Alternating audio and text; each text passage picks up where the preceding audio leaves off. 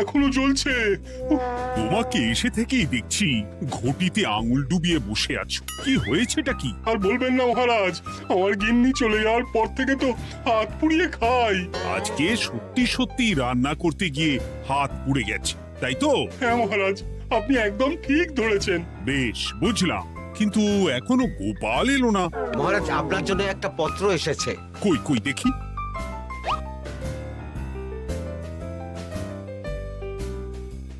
ঠিক আছে, তুমি এখন এসো।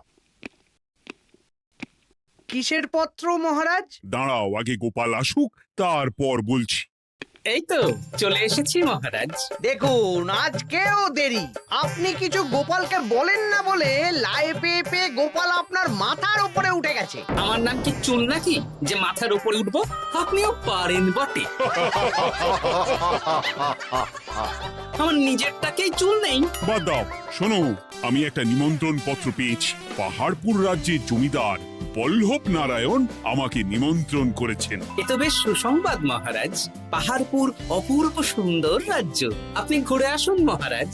না না না না না, আমি একা যাব না, তোমাকেও যে যেতে হবে। আজ বিকেলেই বেরোবো, তুমি জামা কাপড় গুছিয়ে রেখো। এ আমার পরম সৌভাগ্য মহারাজ। এ কি মহারাজ, গোপাল কেন যাবে? আমি কি দোষ করেছি?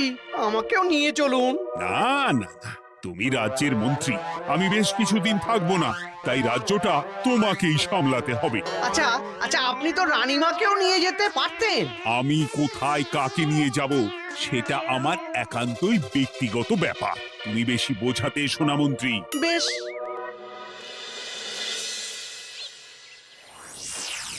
গোপাল গোপাল আর গোপাল, এই গোপালের জন্যে আমাদের কপালটাই মন্দ থেকে গেল। মন্দ না, বলুন বন্ধ থেকে গেল। সব সুযোগ ওই গোপাল পাবে, আর আমাদের বেলা ছাই।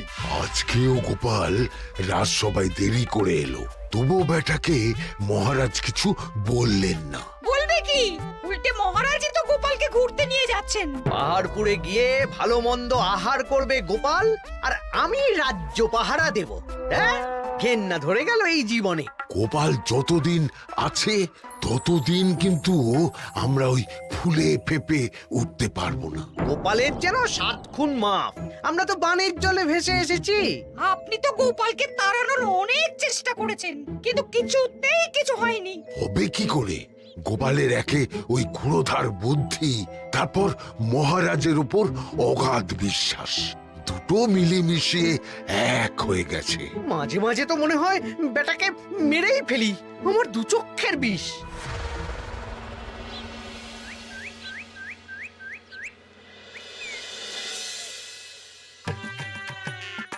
বলছি গিন্নি, কি এত তুমি পোটলায় বাঁধছো বলো তো? এত দূরের রাস্তা, তাই শুকনো খাবার ভালো করে বেঁধে দিচ্ছি। হ্যাঁ, তা কি কি দিয়েছো শুনি? ভিজে চিড়ে দিয়েছি, মুড়ি, নারকোল কুচো, চিনি দিয়েছি। হ্যাঁ, ব্যাস, আর কিচ্ছু দিতে হবে না। আমার সাথে তো মহারাজও যাচ্ছেন। আমি একটু বেশি করে দিয়েছি গো। দূর, সে কথা বলিনি। মহারাজ যাচ্ছেন তো, তাই মহারাজও নিশ্চয়ই রাজবাড়ি থেকে ভালো মন্দ খাবার নিয়ে আসবেন। যে যার নিজের তালে থাকে। কি আর করবো গিন্নি, উদরকে আদর করে যা সুখ তার অন্য কিছুতে নেই। বেশ বেশ, সাবধানে যেও। হ্যাঁ, তুমিও সাবধানে থেকো কিন্তু। আর নাতনি নাতনিগুলো এলে তাদের জানিয়ে দিও যে দাদু বেশ কিছুদিন থাকবে না। ঠিক আছে গো, ঠিক আছে। সাবধানে যাবেন মহারাজ।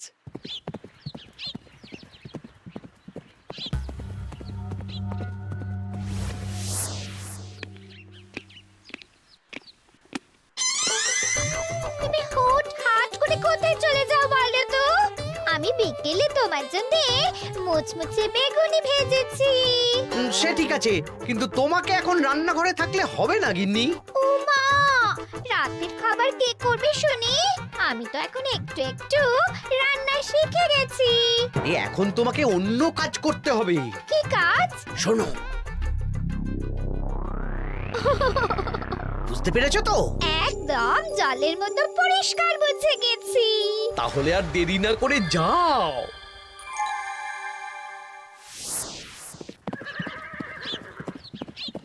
মহারাজ একটা কথা বলতে পারি? বলো গোপাল। আমরা পাহাড়পুর জমিদার বাড়িতে যাচ্ছি কেন? তুমি তো জানো আমাদের সেনাপতি এখন একা একাই নিজের সংসার সামলায়। হ্যাঁ, ওই ঘটনার পর থেকে তো সেনাপতির জন্য ভালো পাত্রীও পাওয়া যায়নি। পাহাড়পুরের জমিদার বল্লভ নারায়ণের একমাত্র কন্যা এখন বিবাহযোগ্যা, তাই আমি আর তুমি দেখতে যাচ্ছি। সেনাপতিকেও সাথে নিয়ে গেলে হতো। না, আগে আমরা যাব, মেয়েটা কেমন সেটা বিচার বিবেচনা করে ফিরে আসবো। তারপর যদি সেনাপতি রাজি হয় তখন আমরা বাকি ব্যবস্থার দিকে এগোবো, তাই তো? একদম তাই। আর তোমার চেয়ে ভালো মানুষ চেনার ক্ষমতা আমার জানা আর কেউ নেই, সেই জন্যই তো তোমাকে নিয়ে এলাম। এ আমার পরম সৌভাগ্য মহারাজ।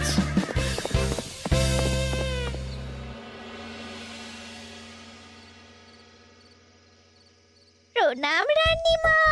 আরে মন্ত্রী গিন্নি যে, বলো বলো। এই কিছু বেগুনি ভেজেছি, তাই আপনার জন্য নিয়ে এলাম রানীমা। সরলা, তুমি ওটা রান্নাঘরে নিয়ে যাও। আচ্ছা রানীমা। মা, এই গয়নাটা পরে কি সুন্দর লাগছে আপনাকে। নতুন নিলেন? না না, বছরখানেক আগে বিবাহ বার্ষিকীতে মহারাজ গড়িয়ে দিয়েছিলেন। একটা কথা বলবো রানীমা? বলো না, কি বলবে? আমার মনে হয় আপনাকে আমাদের মহারাজ না আর আগের মতন ভালোবাসেন না।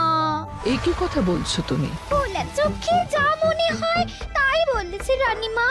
এই দেখুন না, মহারাজ হঠাৎ পাহাড়পুরে ঘুরতে চলে গেলেন আর আপনাকে নিয়ে গেলেন না। নিশ্চয়ই কোনো কাজ আছে, তাই আমাকে নিয়ে যাননি। ওই তো, এত ছাড় দিয়েছেন বলেই তো পার পেয়ে বসেছে। অপরাধ নেবেন না রানীমা। মহারাজ সব ব্যাপারে শুধু গোপাল আর গোপাল, কিন্তু বাড়িতে যে আপনিও আছেন সেটা মহারাজ খেয়ালই করেন না। আসলে গোপালকে মহারাজ খুবই স্নেহ করেন তো। আপনি আগে না গোপাল আগে? পাহাড়পুর তো এত সুন্দর জায়গা, চারিদিকে পাহাড়, পাহাড় থেকে নেমে আসছে নদী। ভাবুন আপনাকে মহারাজ নিয়ে যেতেন যদি। সত্যি তো, আমাকে তো মহারাজ নিয়ে গেলেন না। নিয়ে যাবেই বা কেন? আপনাকে তো আর মহারাজ আগের মতো ভালোই বাসেন না।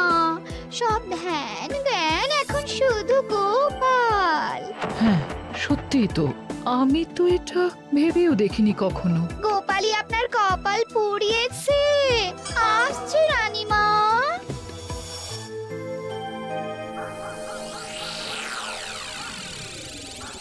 কি গো গিন্নি, আমি যেমন যেমন বলেছি তুমি তেমন তেমন রানীমাকে বুঝিয়েছো তো? হ্যাঁ হ্যাঁ, আমি একেবারে এমন ভাবে কানে পুষ্পমন্ত ঢেলেছি, রানীমার কান মাথা সব সব ভরে গেছে। এবার শুধু মাঝে মাঝে ইন্ধন জুগিয়ে যেতে হবে, বুঝলে? তারপরে তোমার পথের কাঁটা ফাঁকা হয়ে যাবে। আর একবার গোপাল সরে গেলেই আর কোনো চিন্তা নেই। দু হাত ভরে রোজগার করবে গো।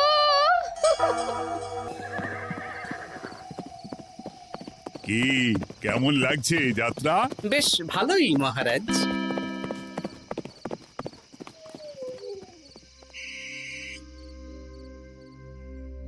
রানীমা, খাবার কি আমি এই ঘরে নিয়ে আসবো? না, আজ আমি কিচ্ছু খাবো না, কিচ্ছু না, খিদে নেই, যাও। এ কি রানীমা, আপনি তো সেই দুপুরের পর কিছুই খাননি। তোমাকে একবার কিছু বললে তুমি বুঝতে পারো না? বলেছি তো আমার খিদে নেই, আমাকে বিরক্ত করো না, যাও।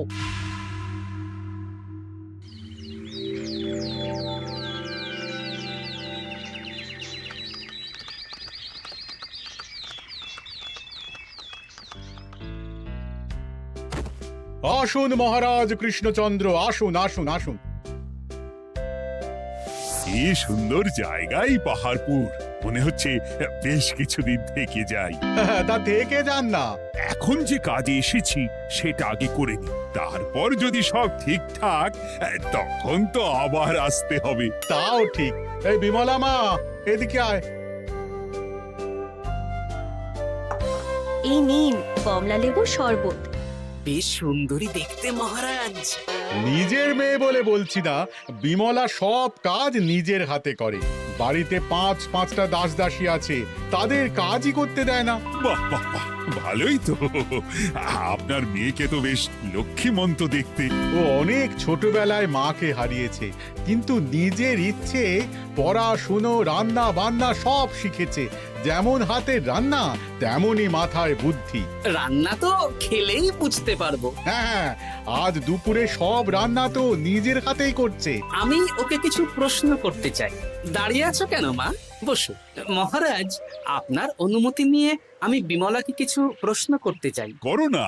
আচ্ছা বিমলা, তোমার বয়স কত? আসছে শ্রাবণে আমি 19 বছরে পড়বো। আচ্ছা, শ্রাবণ মাসে জন্ম, বর্ষাকালে। বেশ বেশ। আচ্ছা বলো তো, মেঘের ডাকে জল ছেড়ে ডাঙায় উঠে পড়ে, মানুষ তাকে হাতে পেলে নিয়ে যায় ঘরে, এটা কি? কই মাছ। বাহ বাহ, এবার বলো তো, এমন কোন জিনিস যেটা একান্তই তোমার কিন্তু অন্যেরা বেশি ব্যবহার করে? আমার নাম। বাহ বাহ বাহ বাহ বাহ, খুব সুন্দর খুব সুন্দর। আপনার মেয়ের মাথায় বুদ্ধি আছে। আর আচ্ছা আচ্ছা, আরেকটা প্রশ্ন করব। বলো তো, একটা অঙ্ক পরীক্ষায় তোমার বাবা 100-তে 90 পেয়েছে, তুমি 100-তে 100 পেয়েছো, আর আমি 100-তে 95 পেয়েছি। তাহলে কে বেশি বুদ্ধিমান? আপনি বেশি বুদ্ধিমান। এমা, এটা তুই কি বললি রে? তুই তো 100-তে 100 পেয়েছিস, তাহলে তুই বেশি বুদ্ধিমান হবি না? না না, আমি হলে তো বুদ্ধিমতী হব। দারুণ দারুণ। জমিদার মশাই, আপনার মেয়ে সত্যি বুদ্ধিমান, না মানে বুদ্ধিমতী। এবার দুপুরের ভুরি ভোজটা খেলেই বুঝতে পারবো হাতের জাদু।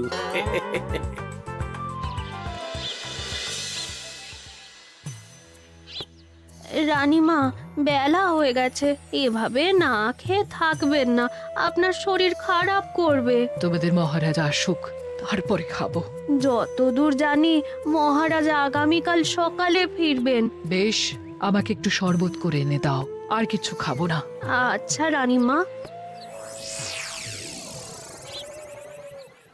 বুঝলি, আজ পুকুর ঘাটে গিয়ে যা শুনলাম না। কি শুনলে? রানীমা গতকাল বিকেল থেকে কিচ্ছু খাচ্ছেন না, মহারাজের ওপর রাগ করে।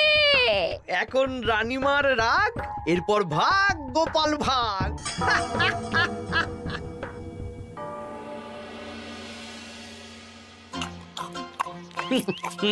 সত্যি বিমলা, তোমার হাতের রান্নার কোনো তুলনা নেই মা।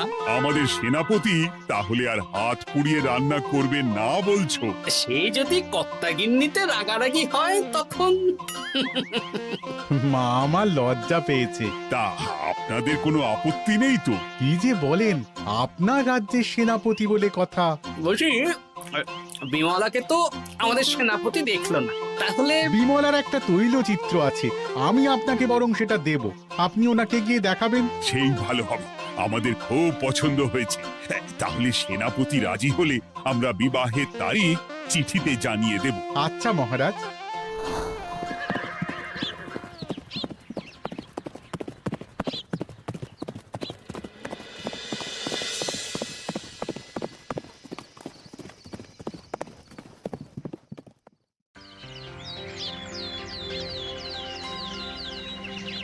মহারাজ, আমি তাহলে আসি। যাওয়ার পথে আমি সেনাপতির সাথে কথা বলে নেব। হ্যাঁ হ্যাঁ গোপাল, এসো। বেশ ভালোই কাটলো পাহাড়পুরে। হ্যাঁ মহারাজ, অনেক ধকল গেছে, যান গিয়ে বিশ্রাম নিন।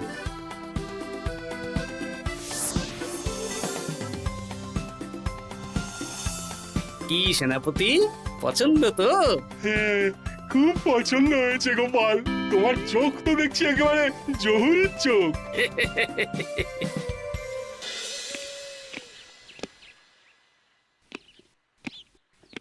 চিরটা কাল আপনি ওই গোপাল গোপাল করেই কাটিয়ে দিন।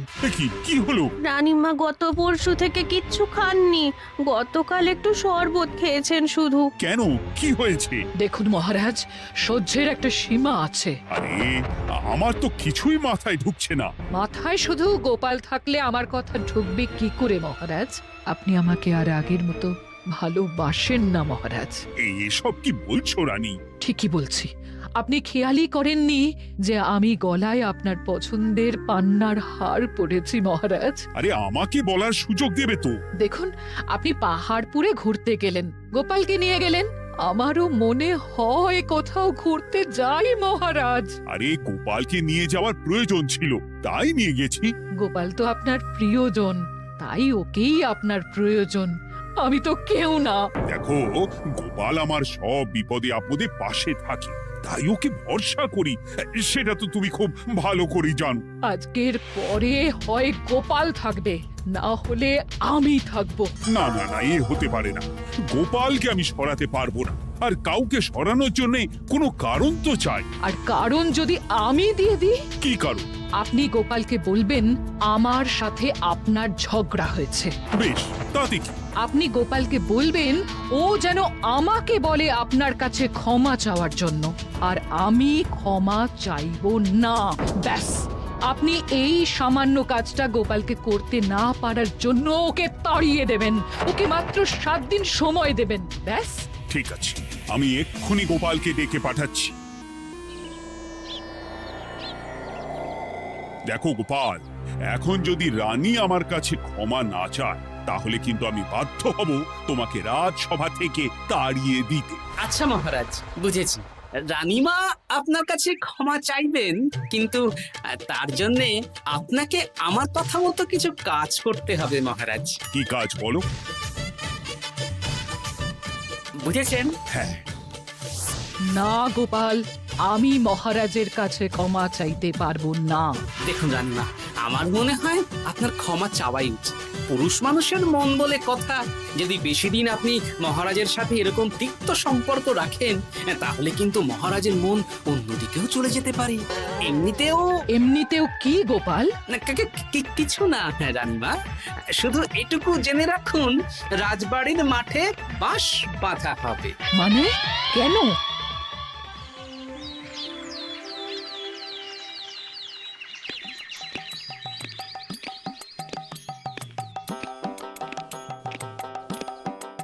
আসতে পারি মহারাজ?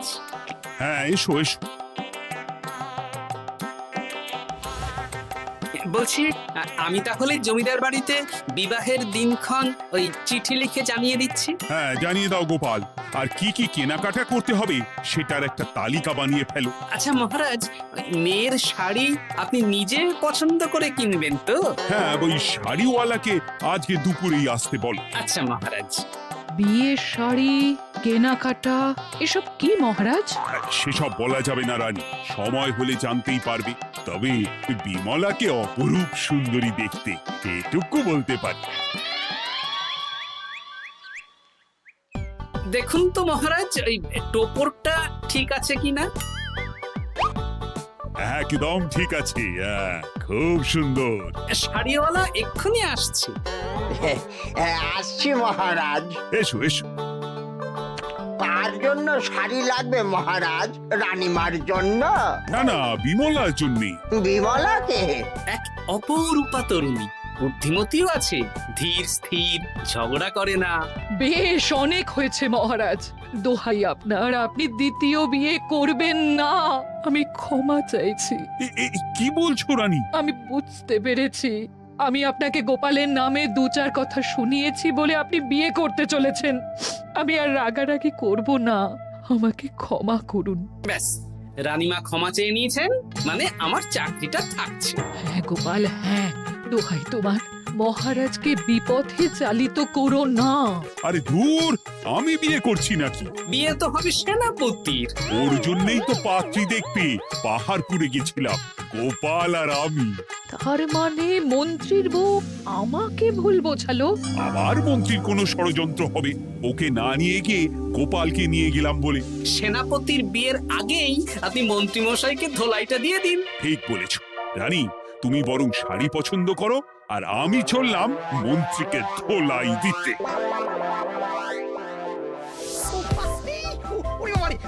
তুমি এত নীচ, তোমার গিন্নিকে দিয়ে রানীর কানে বিষ ঢালা? ভুল হয়ে গেছে, ভুল হয়ে গেছে, ক্ষমা করে দিন। এখন মন্ত্রী মশাই ভ্যাঁ করছেন, কদিন পরে সেনাপতির বিয়েতে পে হবে ছাদনা তলায়।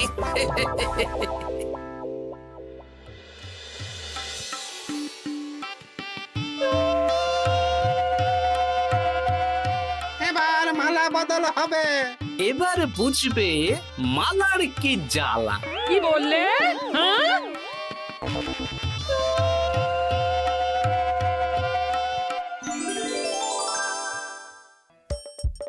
হাসির রাজা জ্ঞানের রাজা রসিক রাজা